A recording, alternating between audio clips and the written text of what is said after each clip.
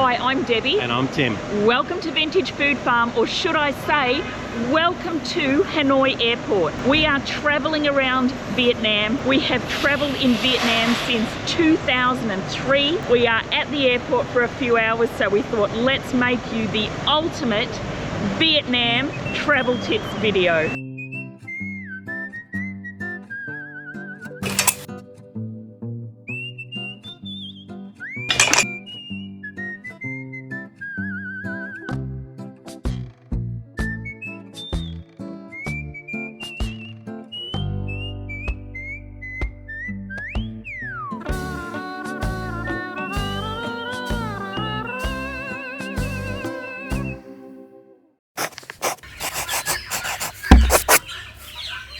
The first thing we're going to do is we're going to go and check in, and then once we are past security, we're going to tell you everything you need to know about traveling in Vietnam.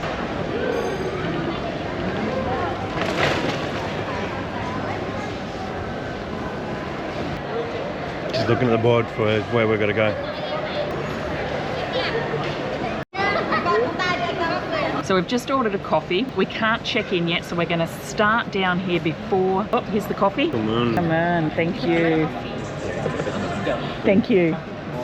We always have high expectations of coffee in Vietnam. Whoa, that's good. That is wonderful. Not just wonderful for an airport coffee, wonderful. So we've got our coffee, and we're going to start going through our travel tips for Vietnam. The first day you arrive in Vietnam, if it is your first time, you will most likely have a little bit of culture shock. So you will wonder what you are doing here. It is very different. There is a lot going on. There is traffic everywhere. There are horns beeping. There are restaurants. There are street foods. There are drinks. There are people asking you for a massage.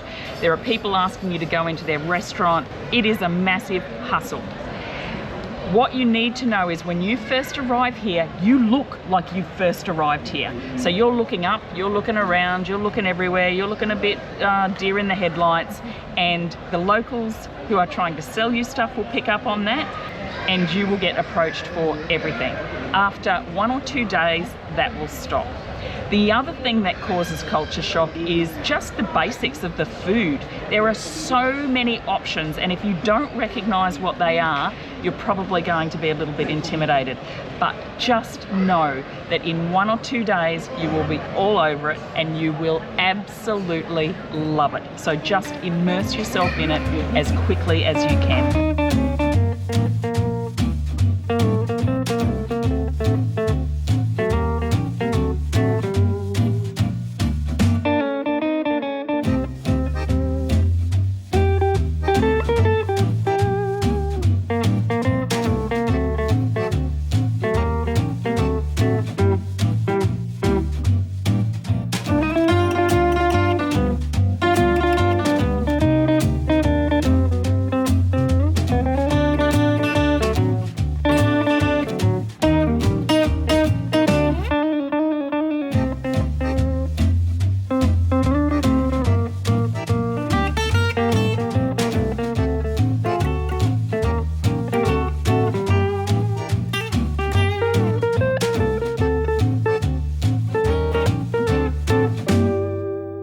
Money or currency. So $1 Australian is equal to roughly, and this changes even day by day a little bit, 16,500 Vietnamese dong, VND. So $1 Australian is equal to roughly 16,500 Vietnamese dong. So these are the main notes. Forget about the really tiny notes because they're worth nothing. They'll probably disappear one day. But these are the main notes. 10,000 Vietnamese dong. 20,000. 50,000 Vietnamese dong. 100,000. 200,000 and a 500,000 Vietnamese dong. Hello, how are you? Xin chào. Xin chào. Hello! Hello, English. We will show you a currency converter when we talk about apps, but if you're trying to work out the money in your head on the fly, we usually work it out at 15,000 dong per Australian dollar. and that way it seems to be easier. So if you've got, if something is 35,000 dong, you know that it's sort of just over $2. And it's easier to divide by 15. I don't think this is going to work. I'm going to show you how many kids we... My name is Tim. Tim. Tim, what's your name? Tim. My name is Sun. Sun. Xin chào Sun. Xin chào. What's your name? Goodbye. So when we're working out the money on the fly, we use 15,000 as our go-to amount because it's easier to work out. So if it's 45,000 dong, we know it's $3, and we know it's actually a little bit less because we're using 15,000 instead of 16,500. I hope that makes sense. However, we will show you a currency converter, which makes it really easy for you. Okay, see ya. Bye. Bye. Bye. Bye. We'll see if that works. You get overwhelmed by niceness. So when you come to Vietnam, make sure that you have some Vietnamese dong. Would make it really helpful, and you can get that in a Travelix or any sort of money exchange in Australia. And then once you get over here, the easiest way is just to have a ATM card, some sort of credit card or savings card that has no ATM fees. And that way you never have to worry about exchanging money. You can just go and get your money out of an ATM anywhere across Vietnam the same way that you would in Australia. If you don't want to use a no ATM fees card, for whatever reason, and you do want to exchange money, the airport is a great place to exchange money. People will say, yeah, but you pay more. You don't hardly pay more if you do it all, and it's really safe. And the chances of being ripped off at the airport are very low. Other than that, your hotel will exchange money for you normally, and they're not going to necessarily rip you off. And then there's lots and lots of businesses and places and travel agents and you name it. Everybody wants to exchange your money. But we definitely find that to use a separate card with no ATM fees is absolutely the way to go as far as convenience goes and as far as not having to concentrate too much on counting your money all the time. There's heaps of ATM machines around everywhere as well. And a really good tip is to go to one that actually has a security guard out the front. A lot of them actually have security guards out the front, so generally that's maybe a little bit safer. And when we say safer, we just mean as far as skimmers in ATM machines. And when we say all of this, it's never happened to us. We have never ever been ripped off by an ATM or an exchange or anything else in Vietnam. Once we did get a card swallowed, and that was because the next tip is notify your bank that you are coming to another country, because otherwise they will see any purchases you make or any money you take out as suspicious activity, and they will cancel your card, which is what happened to us. We put our Visa into the ATM in Hoi An, it swallowed the card. We then had to ring the bank. They said, well, sorry, we thought that you were suspicious activity. You didn't tell us you were going. We did, but whatever. So that's what happened. So always notify your bank that you are going to another country and the dates that you are going for. So when you do go to the ATM machines, they do have a button down the bottom, so you press that for English, because obviously they're naturally in Vietnamese, so it does actually convert over to English. And in most cases it gives you a wide variety of value to bring out, from $1 million up to $5 million. Some of the ATMs are limited to $3 million per withdrawal, and in most cases what it does is gives you a combination of larger denominations. So the majority, if you get out say $3 million, you might get $2 million in 500,000 dong notes. But then in most cases it also gives you a combination of 200,000 and 100,000. So you've got smaller denominations in most cases. And the reason you want a variety is if you're going to a big supermarket or a restaurant, you can give them the big notes, no problem at all. They'll change it in a heartbeat. They've got so much money in their registers. But if you go to a small street food vendor, or if you buy fruit from a lady on the side of the road, you need to have small notes, because you cannot assume that she is making enough money to have enough money to change your large notes. So always have a variety. Next is useful apps. And the first useful app goes on from money, and that is a currency converter. And a currency converter is an app that you enter the amount in, say, Vietnamese dong, and it will tell you how much it is in Australian or US or whatever currency you are using. You can also do the opposite very easily and put in the amount in Australian, AUD, and it will convert it to Vietnamese dong, VND. I'll show you on Tim's phone what the app looks like. This is this just, it's just like some random currency. I use Currency Plus. It's just the one I've always used.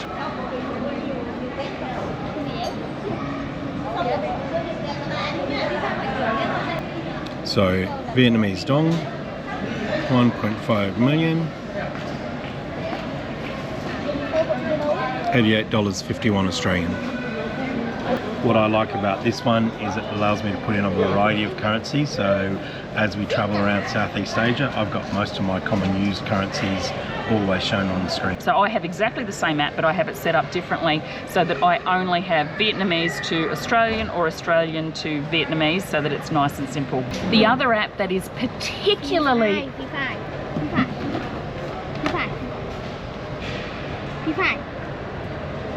Free Fire, what's that? Ah, I don't know that one. A game, wow. Wow, good. He's showing us the game on his phone. So the other app that is really handy, especially in Vietnam because they're so good at using it, and that is a translate app. So we use Google Translate. I assume that Apple has a translate as well, and I'm sure that you can get lots of other translators. And you can talk into a translator and it will convert it into Vietnamese. So you can speak into the translator in Australian English and it will convert it into Vietnamese. You can type in words. So you might type in noodles and it will tell you what the Vietnamese is for noodles. Or you can type in the Vietnamese from noodles and it will tell you what it is in Australian English. The other thing you can do is you can take photos of a menu or take photos of a sign outside a restaurant or a bus stop, and it will actually convert that all into whatever language you want as well.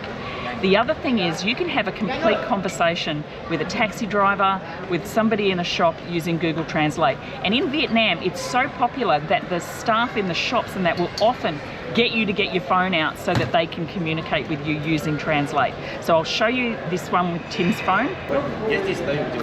Can I please have a bottle of water?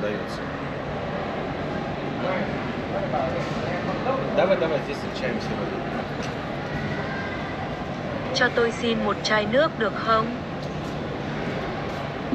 So that usually gets you through. We've had so many occasions where we've done really detailed things using Google Translate and it's worked really well.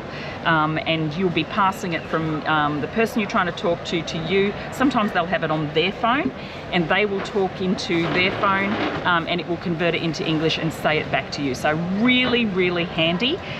It's a bit fumbly when you first start, but as soon as you get used to it, it's really easy and really convenient. The other app that for us is absolutely essential is the Grab app. Grab is like Uber in Asia and it's all across Southeast Asia. We have our credit card details in it so that no matter where we go in Southeast Asia, including Vietnam, we can travel to wherever we want with a Grab taxi or a Grab car. You can also do a Grab bike, make sure you're covered in your travel insurance. And you can put in the address of anywhere you want to go. You can search, you can just search beef noodles and it will tell you some places where beef noodles are. And you can just press that, it orders a Grab for you, it tells you exactly how much it's going to be before you even leave. And then you can jump into your Grab car, go to your destination. You don't have to barter, you don't have to discuss anything except friendly conversation, and you can jump out, all paid for, all done, and you know exactly how much it's going to be. The Grab app is the way we get around everywhere. You can get cars to anywhere. You can travel from Hoi An to Da Nang in a Grab. You can probably go a lot further as well. And I'll show you what it looks like. So once you open the app, it gives you the options of a bike, a car, food. I don't know what Express is, but food will give you takeaway food, or actually even shopping as well. And if we want to order a car from here to the old quarter in Hanoi, we push car. It's already got addresses saved in here because we've been using it to travel around.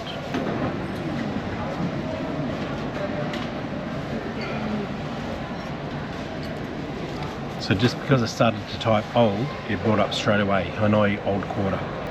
So I select Hanoi Old Quarter as where I want to go to, and now I need to select where I'm coming from.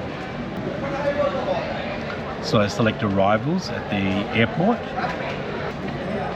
and it now gives me the different options for different vehicles and the full price.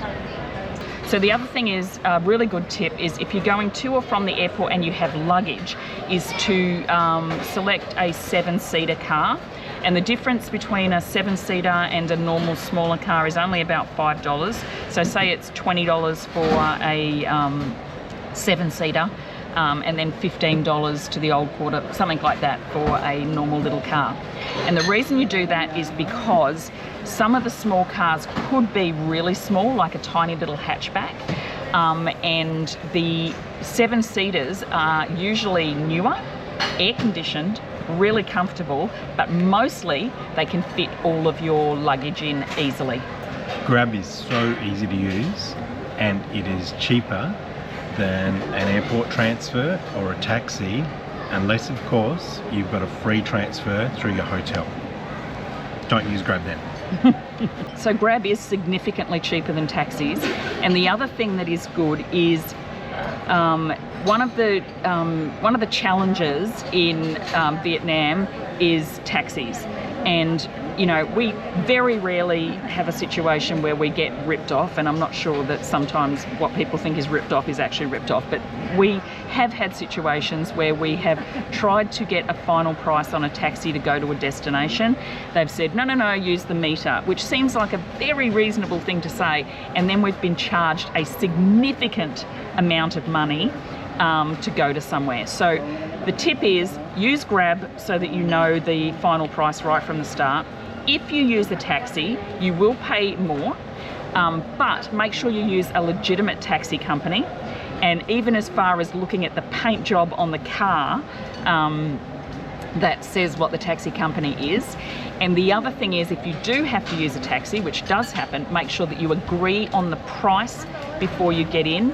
And if you have any doubts, don't use the meter. But if you think it's a very legitimate taxi company, then use the meter.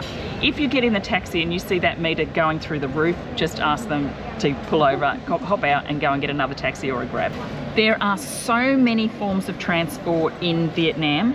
And you know, you might be using a Grab to sort of do local or maybe a couple of 100-kilometre trips, that's fine.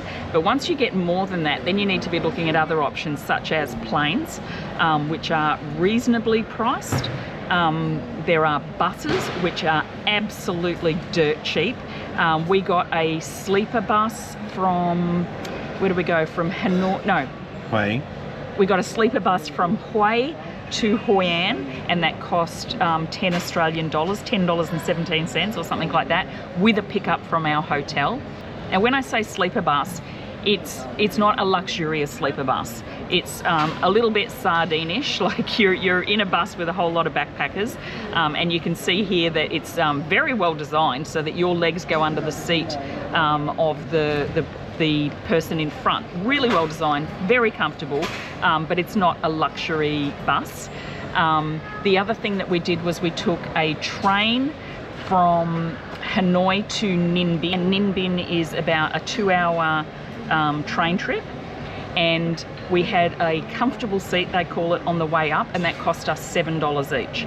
On the way back we decided to splurge and pay $10 each and get the sleeper cabin, and that was $10 each. So that is just incredible, very comfortable, very nice.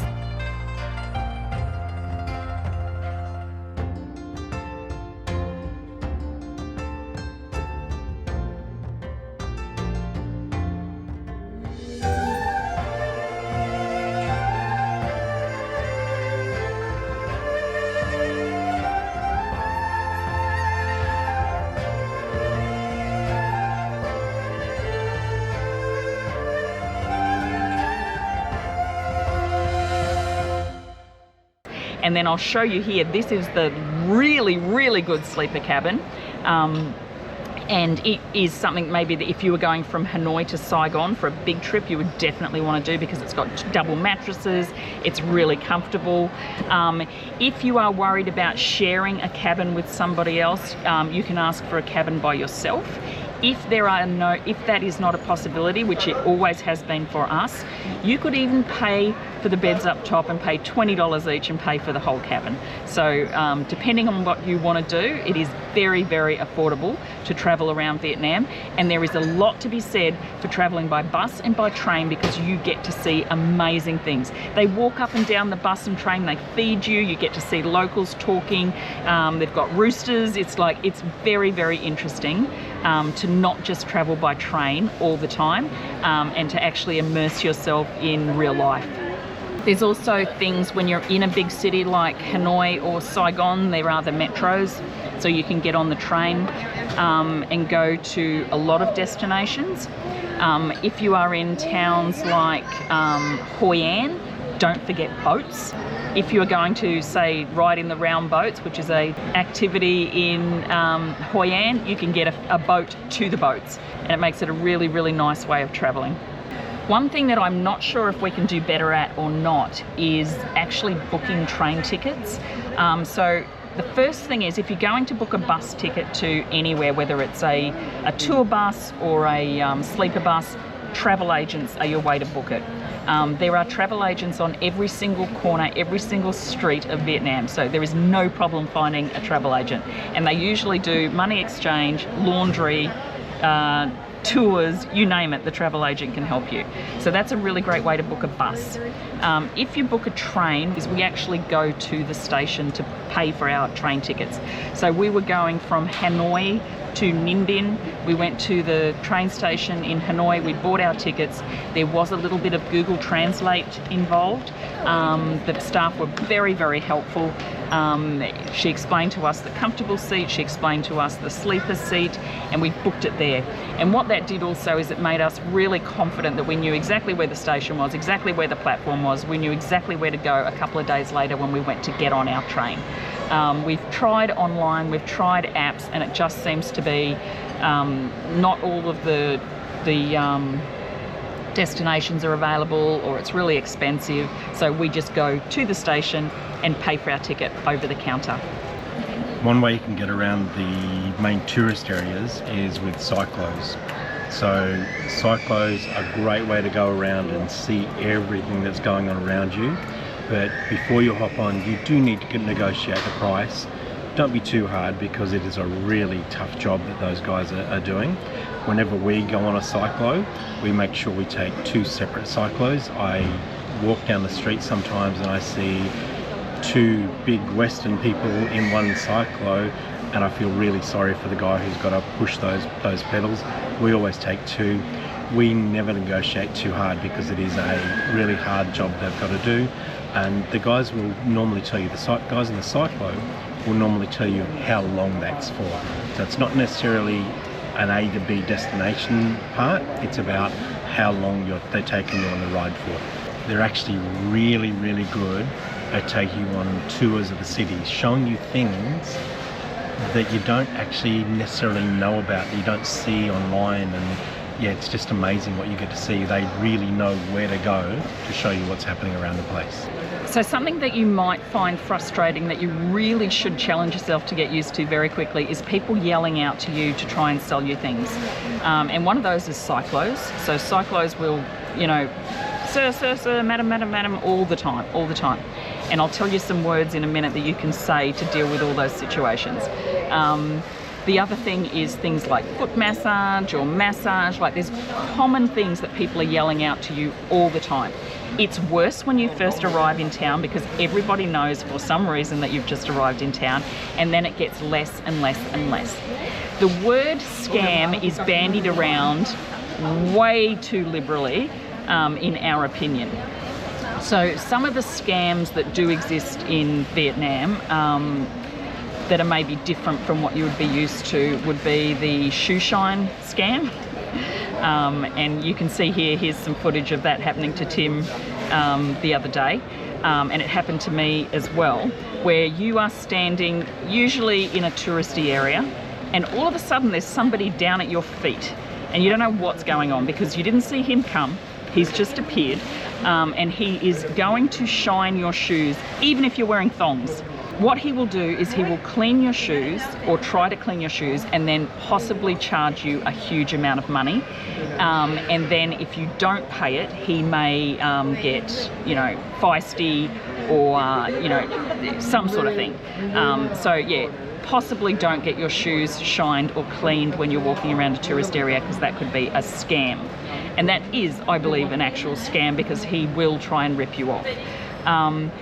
It's one particular guy too, around Ho Chi Minh Lake in Hanoi. But the other sort of things that people call a scam, which I'm not sure is a scam, is things like if people have a really traditional job. So for instance, they're an old lady and they're carrying around the fruit baskets, or they're a guy on the back of a buffalo, something that you really think would be a really cool Instagram photo.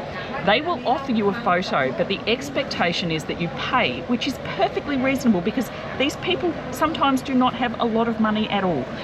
So it is quite acceptable that if you are going to get a photo taken holding the fruit baskets or pulling along a buffalo or whatever other scenario it is, anything that is something sort of really traditional, and they're actually putting in an effort to, you know, to come to you and let you take that photo, you do need to pay. Agree on the price before you do it though, because it is usually less than $1. Like, it's usually so cheap. So I don't know that that is a scam. I think that is a small business. They are trying to make money. They are trying to survive. So just because, so I think the answer is to not think that anything is just free. Know that people have to survive, and that either a tip or a fee would be involved with most things. One thing that would be probably a scam is the coconut man scam. He will usually get you in Saigon. You are usually fresh off the plane. You'll be walking down the street, you're really hot, you're really sweating, and this guy just appears with all these beautiful icy cold coconuts, and he says, would you like a coconut drink? And you know things are really cheap in Vietnam and you're really thirsty. He can see how sweating you are, and you take that icy cold coconut and you drink it and you stand there and it's fantastic. And then he says something like $20 or $10 or some crazy price when a coconut should be you know, $2 or $3. So that's the coconut man scam. The answer to this is, with everything you do, whether you think you're in a place you don't need to or not, is always confirm the price of every single thing before you start. And that way you are at very low risk of getting scammed, and nobody is offended. It is the way things are done, and it'll give you a peace of mind. If you make that a habit, you will always know how much you're going to pay.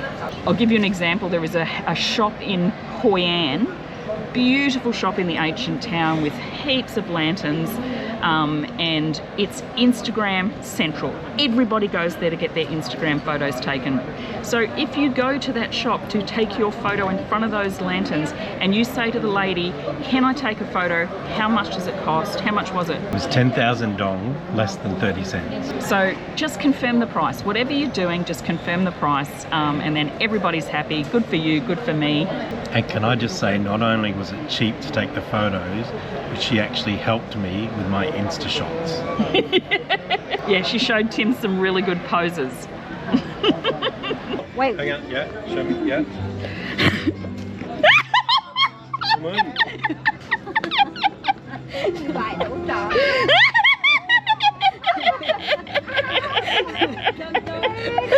The other thing that you definitely need to confirm the price with is donuts. So donuts in Southeast Asia, especially in Vietnam and Cambodia, are incredible. They're a small round donut. Sometimes they've got sesame seeds on the outside. Sometimes they've got mung beans in the middle.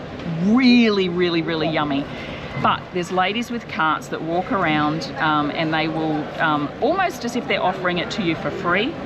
And if you do take it, then you could be charged a lot. So always confirm the price. They're very, very forceful. sometimes, but that's okay. I'll tell you the words next to say to stop anybody being too forceful. There might be a lady with donuts, there might be a lady with peanuts, ginger, whatever. The thing is, if you want to buy it, buy it. But if you don't want to buy it, and then it can be a little bit difficult, but never buy anything like that without confirming the price first. So the idea of us telling you all these things is not to scare you, because this does not bother us in the slightest, nor millions of other tourists that are here. But it's just so that you know that you have the confidence just to say no when you mean no. I'll give you an example here. When Beer Street first opens at 5 o'clock in the evening, there's a whole section of Hanoi that's called Beer Street, and it gets closed off from the traffic, and all the restaurants bring all their tables out onto the street, and everybody drinks beer and eats snacks and eats amazing Vietnamese food. It is fantastic. It is incredible. But when it first opens and you walk along the street, I'll show you this footage of Tim trying to walk through the main restaurant street of Beer Street. For some reason, they look at me and they think, that dude likes beer. So you can see here, just the both of us walking through, you get approached 50 times or more. Everybody's using their personality as hard as they can to get you into their restaurant, because that is their business. It doesn't matter. So next thing, Tim is going to tell you the words you can use when you're in Vietnam to get through these situations, because there's only a couple, but it makes a big difference. So some great words to know when you travel through Vietnam. First one is hello, xin chào. It's really good to be able to greet people in their own language. Xin chào. Xin chào. Xin chào. Hello. The next one, which is a common pleasantry, is thank you. So when you buy something or when someone opens the door for you, come on, that's how you say thank you. The opposite to that is no thank you. Con come on. When you're walking down Beer Street, when you've got your cyclo people trying to call you over to negotiate a price or trying to get you to buy something, saying con come on actually is a real pleasant way to actually stop that, and that gets them to know that there's no real opportunity for them as well. Con come on. So, come on, thank you. Con come on, no thank you. Really good to know those two. One phrase and one word really good to be able to say is wonderful. Tiet voi. By saying that to people when you've had a meal or when they've made something for you, the smile on their face that you've told them in their own language that was wonderful, that was really good. Tiet voi, wonderful.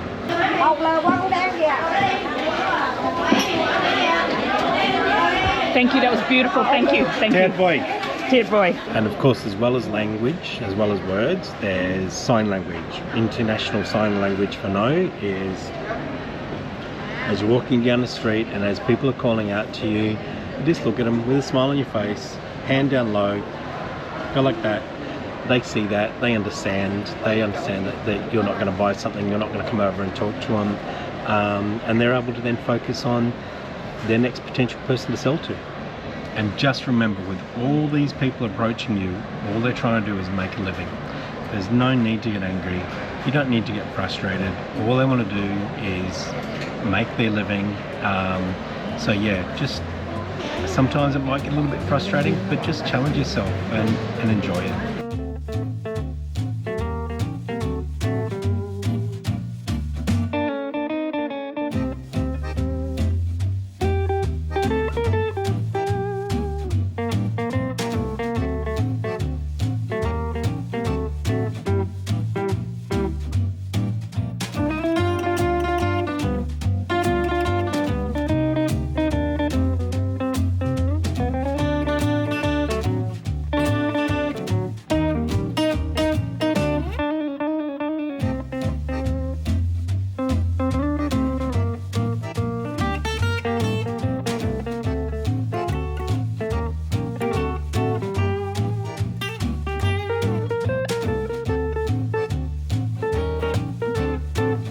The next thing we'll talk about is food. And when you are traveling, food normally means restaurants, street food, street vendors, supermarkets, mini marts. So there are so many options for food in Vietnam. Food is culture in Vietnam. It has history, it has personality, it is some of the best food you will ever eat in your life. It is incredible. But there are many, many options. So one of the things that we think is a really good idea is to stay in the main area of the town or the city that you are staying in, the main area for tourists. So if you are staying in Hanoi, stay smack bang in the middle of the old quarter. If you are staying in Hoi An, stay smack bang in the middle of ancient town. In Saigon, stay right in the middle of the tourist areas. And the reason is that it makes your life so much easier. There are often great hotels there with pools, with free breakfast, really clean, really great ratings.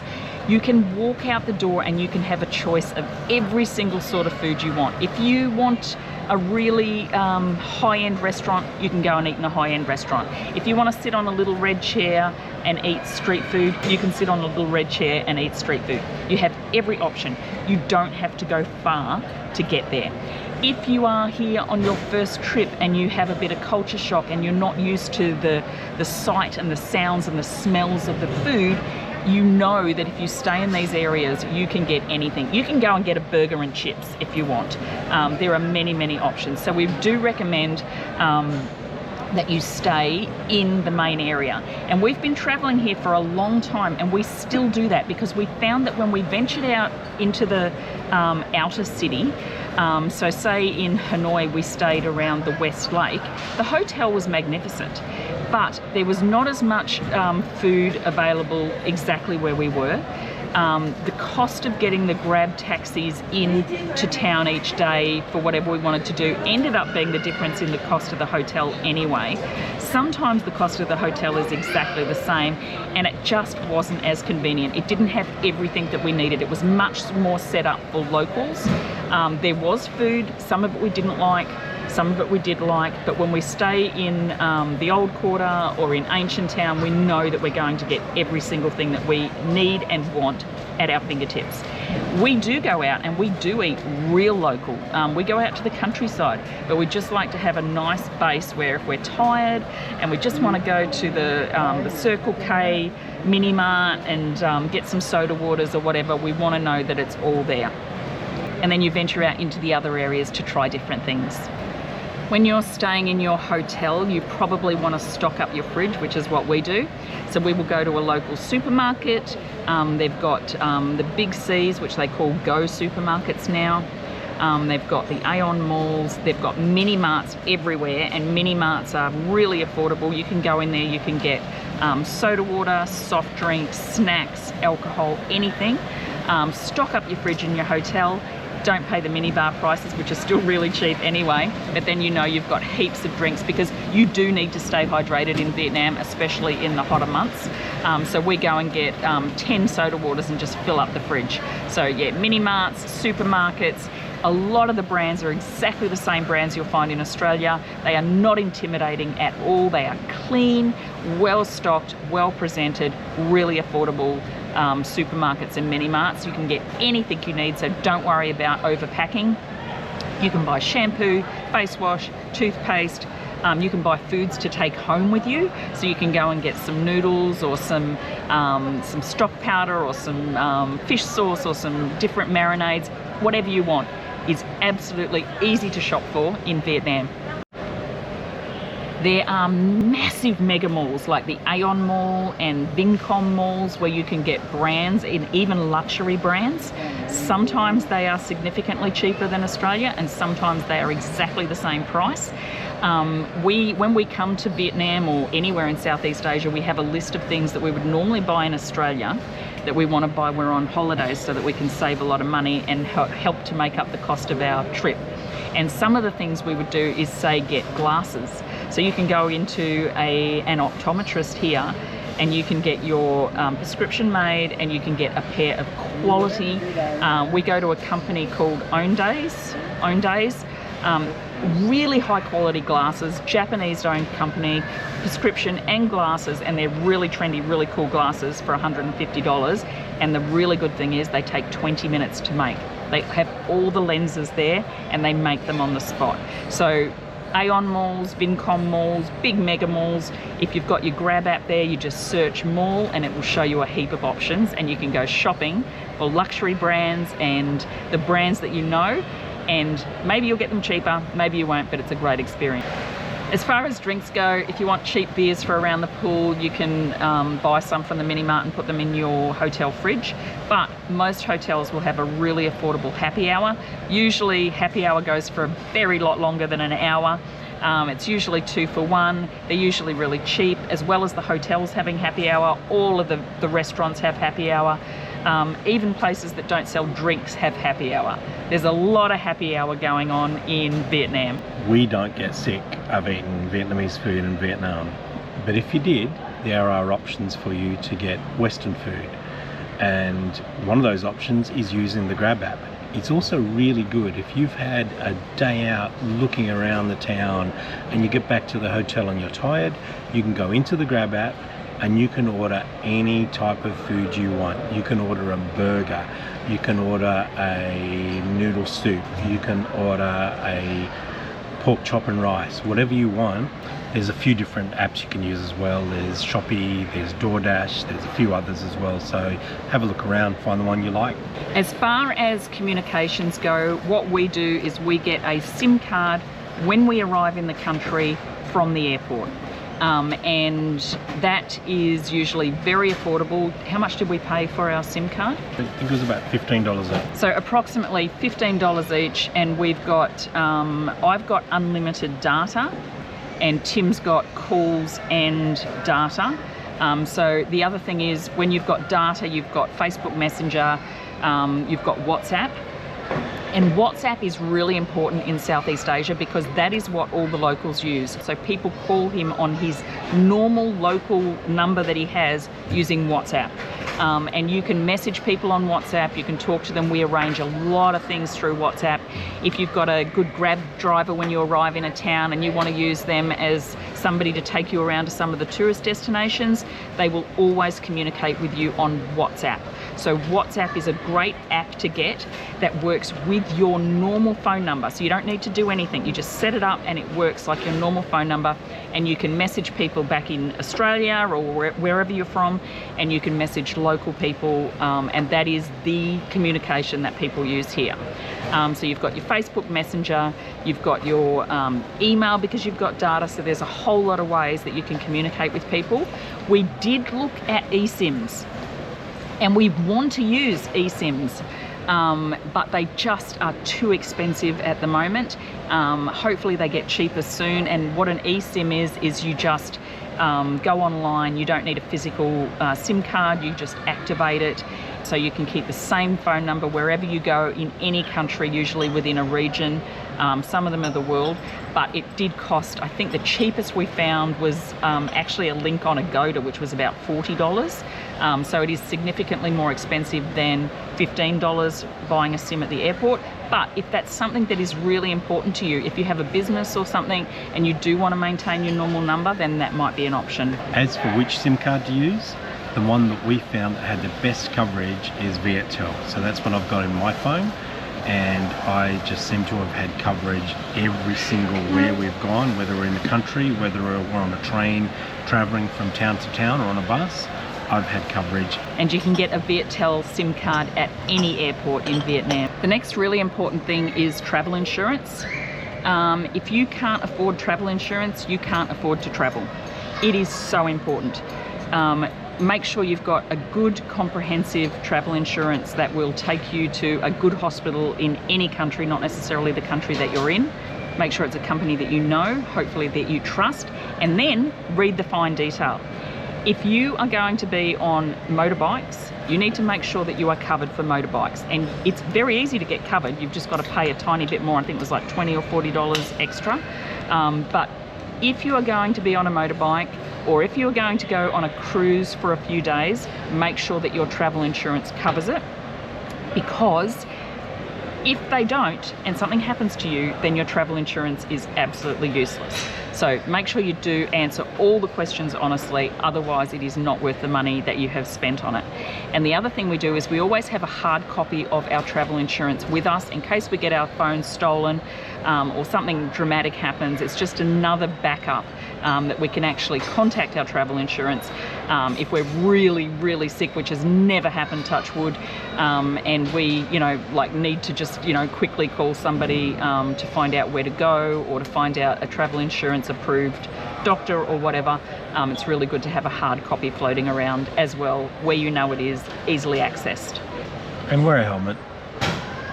So we always bring basic medications like Panadol, Nurofen, gastro tablets, anything else that you need or that you will need. It doesn't hurt to have them. You can buy anything you want from a pharmacy here, but if you've got them in your bag and you get sick at night, then that makes it a lot easier. We don't use gastro tablets or anything like we used to use them, 20 or 30 years ago. We never get sick here now. A lot of people think that if you eat from a street food vendor or from a market that you will automatically get sick, but it's not true. People are often grossed out by the fact that they sell seafood on the side of the road, but if you have a look, that seafood is usually swimming and alive, which makes it actually fresher than from a supermarket in Australia. Use your nose. You can walk through a seafood market here and smell nothing. That's how fresh it is. My point is that if you have a more sensitive constitution and you are going to get sick, make sure you bring some gastro tablets. And if you are cast iron stomach like we are, bring them anyway. If you do have any prescription medication and things like that, make sure you bring a copy of your prescription with you as well, because the laws in Vietnam or the country you're going to may not be the same as the country you've come from, so you just may need that doctor's note to explain why you've got that medication. So laundry. Laundry is brilliant in Vietnam. There actually used to be lots and lots of laundry shops everywhere through the big cities. As the prices of land have gone up, they've sort of moved off a little bit, but there still are some. So there are shops that do laundry, and then there are also travel agents that will do laundry, and you take your dirty washing in, you pay usually between 20,000 and 40,000 per kilo, which is like $1.50 to $2 something a kilo for your laundry. They take it away, they wash it, they fold it, they put it in a pack, they give it back to you the next day, even earlier sometimes, and it smells beautiful and it's beautiful and clean, and it costs next to nothing to do. So you don't need to bring too many clothes, you just get them washed as you go. Most importantly, let's talk about coffee. Vietnam is the world's second largest producer of coffee, and in a country of 99 million people, there are more than 400,000 coffee shops. The coffee here is brilliant. There are little street corners where you can just sit down on the side of the street and have some of the best coffee you'll ever have in your life. So we're sitting in this little restaurant coffee shop in the Hanoi airport doing these travel tips, and the guy next to us has his beef pho, which is pho bo, and it looks really good, so we've just ordered one each. Another place that's great to get really good coffee and food, street food, is in the local markets. So if you find some of the big markets in the middle of towns, there'll always be like a food court area, and that is where some of the best food and coffee is anywhere. When you arrive in Vietnam, whether you've been here before or not, you are reminded about how busy the streets are, how busy the roads are, how much traffic, how hectic it is. It is easy to cross the road once you get used to it, is what I would say. Now, there used to be a lot of people and a lot of sayings, which was true in the time, that if you just walk, all the cars and all the bikes and all the trucks will avoid you. And back in the day, that probably was true. But I think it's actually changed a little bit. I think you do need to be a little bit more careful when you're crossing the road now. So you're not going to get a green light that stops all the traffic. If you do get a green light, don't trust that it will stop all the traffic.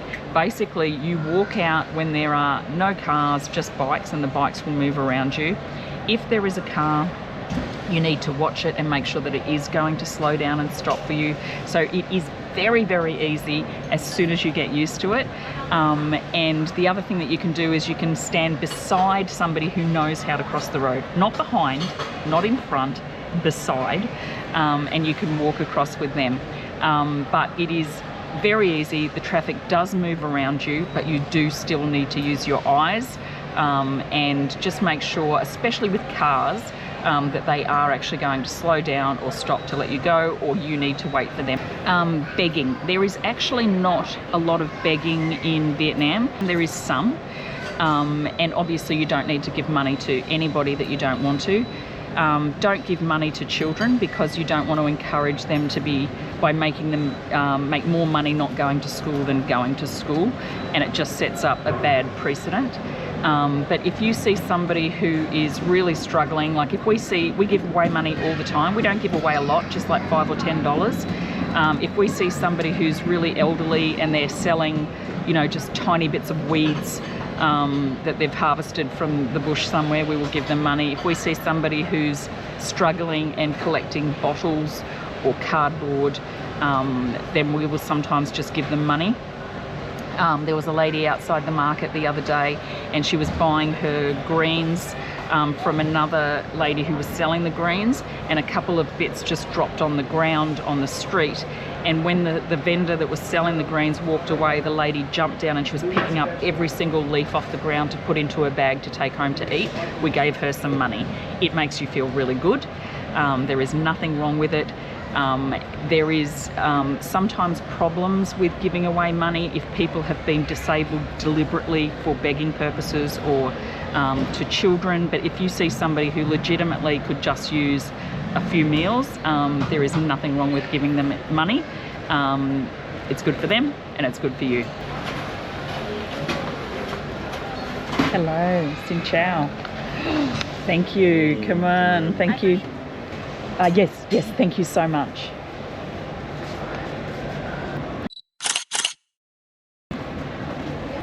Not bad for airport food.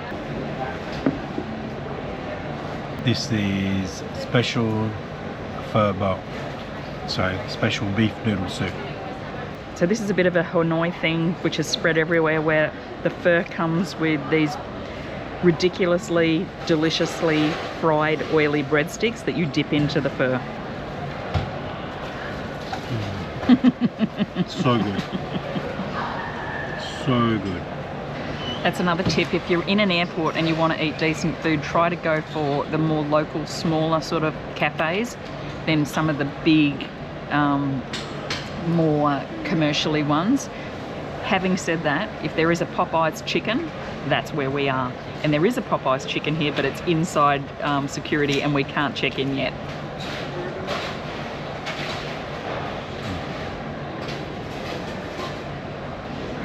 And I want some garlic. Some pickled garlic.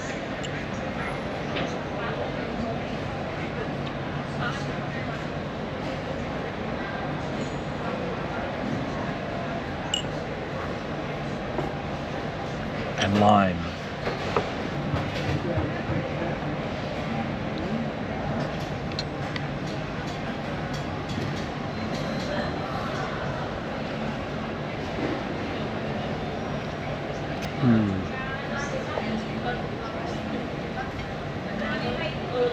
So good. So we're going to eat our soup and then we'll be back.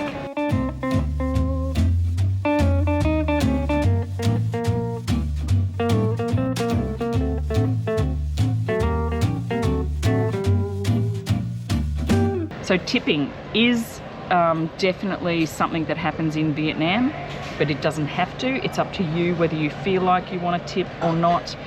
You can not tip or you can tip, totally up to you. Because you are so reliant on your phone, and we also are reliant on our GoPro, we always take a power bank each and a cord so that we can charge our phones if we don't get near a power point for a couple of days, or if we need to charge camera batteries or whatever it is. A power bank can be very, very handy, and you can get a cheap one from Kmart or anywhere. Just get the biggest one that you can afford, but also the lightest one. As far as clothing, wear whatever is comfortable. You do not have to get dressed up to go to dinner or anything like that. Vietnam is very casual. I mean, there's a lot of Instagrammers that are very dressed up, but you can get away with very casual clothes. Just make sure that you are cool and comfortable. If you are going to a place of cultural significance, so like say Ho Chi Minh's mausoleum, or say the Citadel in Hue, or anything that's got some sort of cultural, historical, religious history, make sure that you have your shoulders covered and that you have your knees covered as well.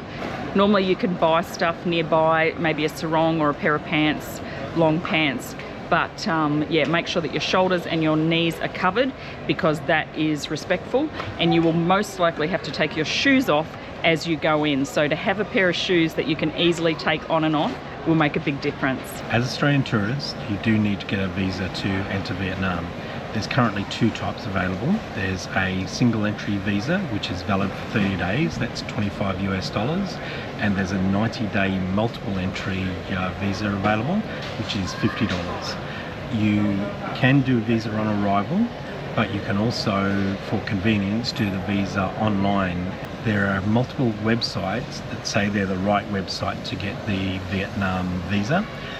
We always make sure we go through the Vietnam embassy link, which makes sure you're then dealing directly with the Vietnamese government rather than a third party in-between person. So this is the TMI, too much information section, and this is about toilets. So there are toilets in a lot of places that are convenient to use. So if you go to a market, there's normally a toilet. Most coffee shops will have a toilet. There are some public restrooms around. One of the things that is sometimes not available is toilet paper. So you should always have some tissues or wipes or something on you in case either the toilet doesn't have toilet paper at all, and also sometimes there's a dispenser there. Actually, often there's a dispenser there, but it's run out of toilet paper.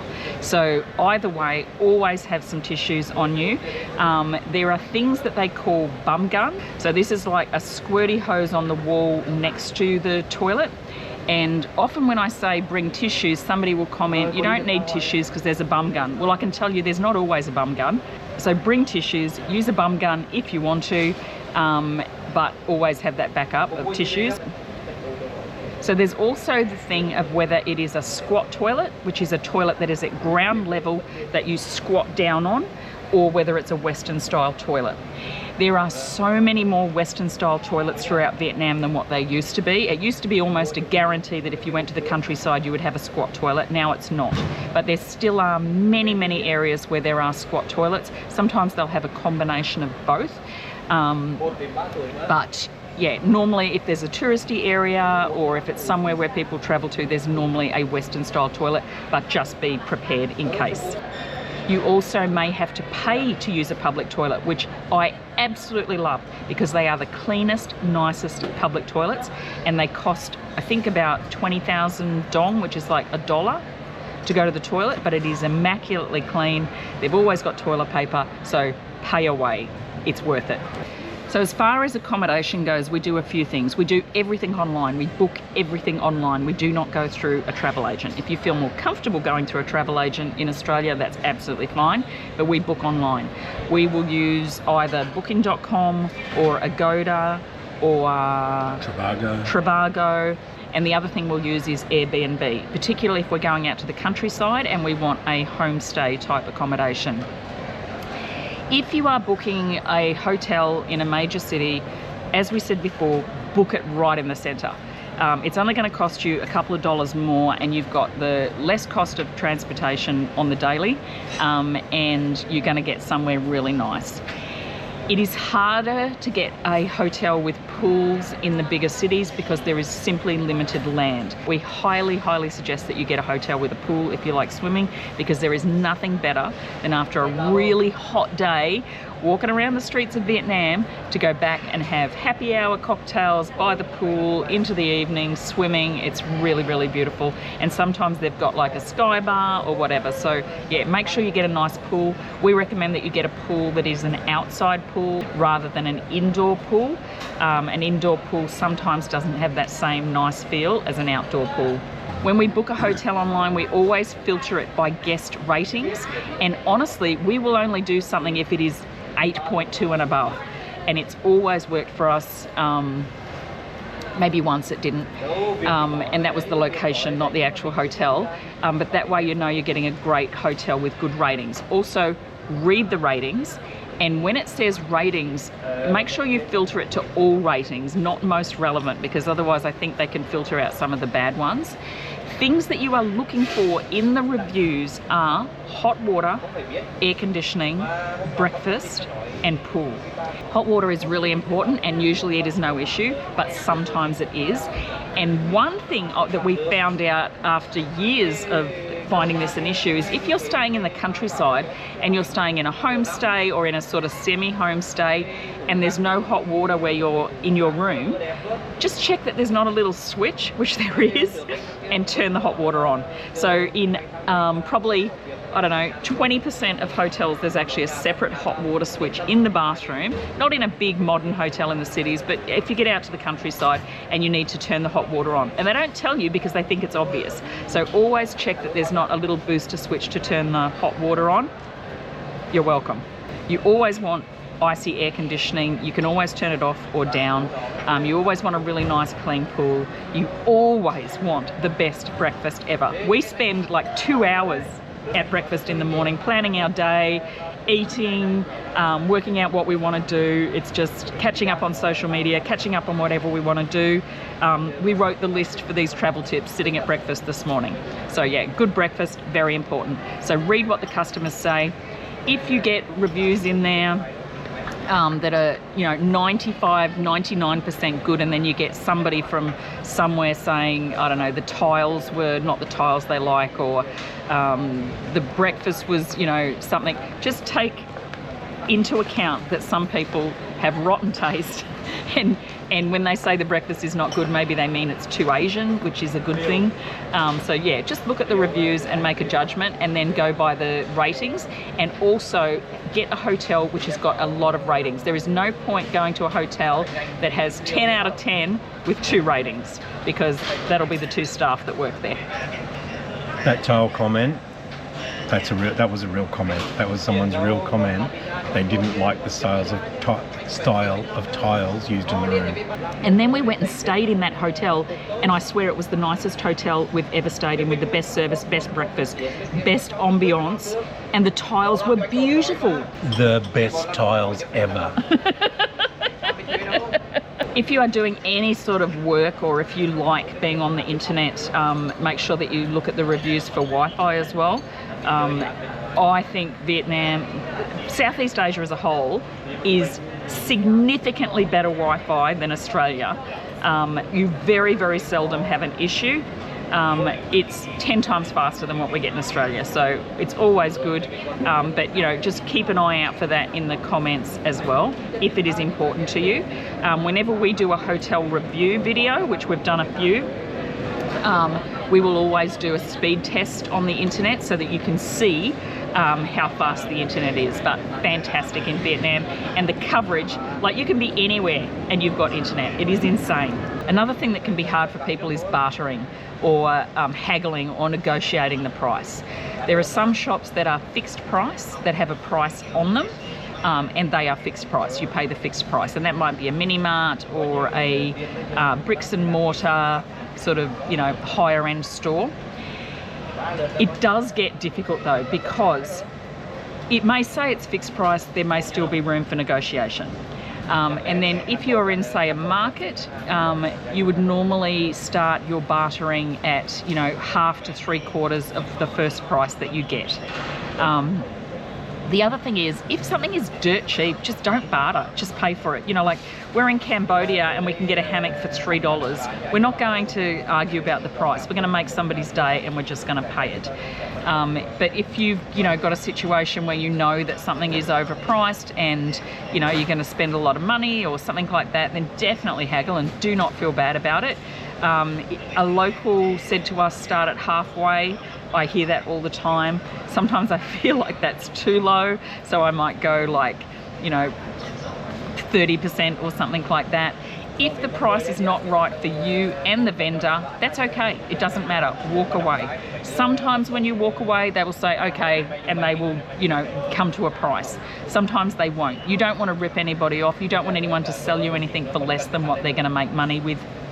So, yeah, haggle if you want to haggle.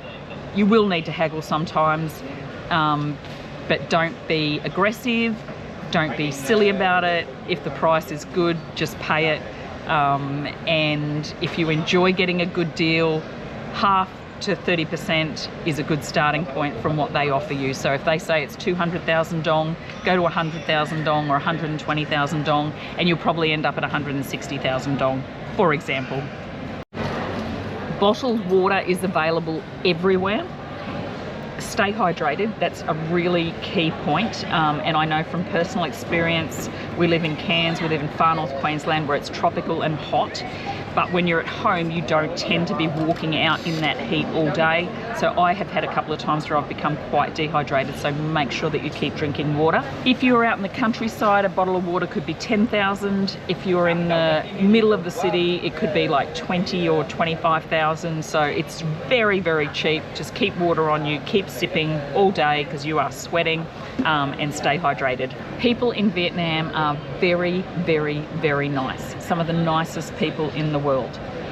There are always going to be risks that you get a phone snatched or a camera snatched or something snatched, a bag. It has never happened to us, but it does happen to some people. If you are in, say, a poorer area, we don't get our GoPro out and flash it around everywhere. We take our phone out, we use it, and then we put it away.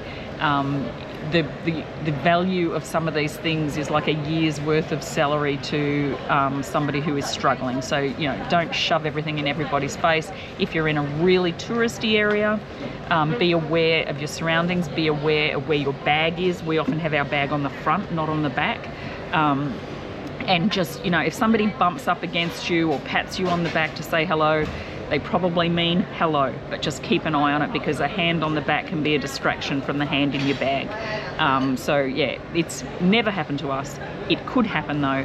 We are cautious, but it's just never been an issue for us, but we are still very, very cautious. Another thing is, I'm going to say street food etiquette. And even a bit restaurant etiquette.